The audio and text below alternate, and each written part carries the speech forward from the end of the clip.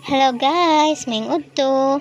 So is mommy duty and manglaban na pud ta. Flex day na ko ni ako ang only child guys no nga misag baby pa kaayo andam jud kaayo nga mutabang sa ako Always jud na niya bukang bibig nga tabangan ko niya kay para dili lang ko makapoy. And thankful kaayo ko nga misaging anak pa siya kagamay ing ana iyahang mindset.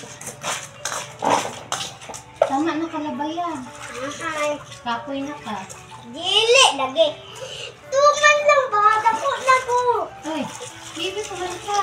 Sige lang, makapuling ko ma, magpahuling japon ko. Baby pa ka. Sige lang, basta makatabang mo.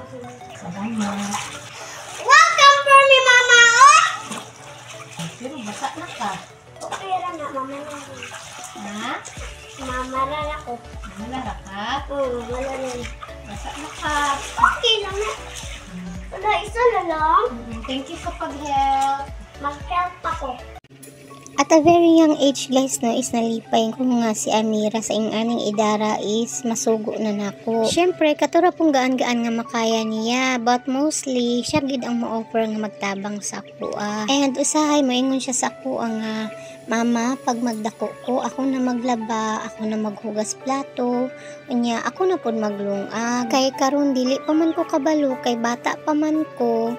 Pero magtabang-tabang lang sa ako sa imuha permi. So malipay na ta guys no nga naatay anak nga ingon ani. Very thoughtful, loving, and helpful. And wala po na ko na siya ginapugngan guys no nga magtabang sa ako kay I know one day labi na og kanang magdalaga siya. Maging masipag na siya sa gawaing bahay. And syempre bilang babae is dapat kabalo kita mulihok sa ato ang panimalay. And syempre bilang isang nanay malipay jud ka nga ang imuhang anak makita ni mo nga naay nakatunan sa imuha. And willingness pud ang iyang pagtabang sa ako kay makita pud niya siguro ang akong kahago bilang isang mama. Ma-appreciate gid kay nako guys no na makita gid niya ang amuang effort and sacrifices para sa iyaha. And that's all for today mga langing. Daghang salamat sa pagtan-aw.